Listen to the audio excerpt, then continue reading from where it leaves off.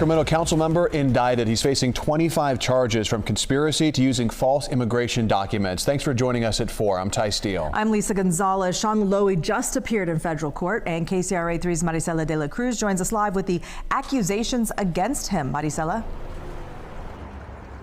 Yes, Lisa, that's right. Sean Laloy was in court about an hour ago, and he pled not guilty to all 25 charges against him that include conspiracy, use of false immigration documents, and wire fraud. Now, at this moment, everyone is waiting for Sean Laloy to come out of the federal courthouse, and among what the federal judge ordered was that Laloy surrender an additional passport that is not valid. Now, Laloy is the owner of Viva Supermarkets.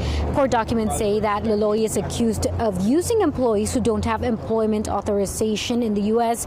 Prosecutors say that cuts down on labor costs.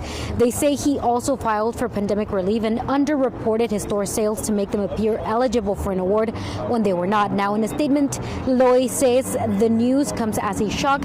He also went on to say that he has, quote, worked tirelessly to meet the needs of the underserved in both my grocery stores and as a member of the city council, both of which I will continue to do as I fight these allegations. Now, Carla Montoya, who also worked as a manager for Laloy, also pled not guilty to all 19 charges against him. Now, according to the indictment, she lacks employment eligibility to work in the country, although her file at Viva Supermarkets contained fraudulent permanent resident card. She also had a social security number of someone who passed away in 2017.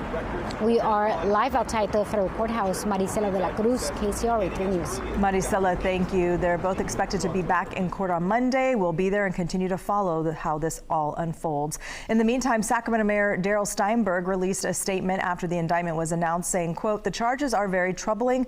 I talked to the council member this morning and will be speaking with him throughout the day. He has the right to due process, and he also has an obligation to do the right thing by District 2 and by the city. I expect the situation to be resolved within the next 24 hours.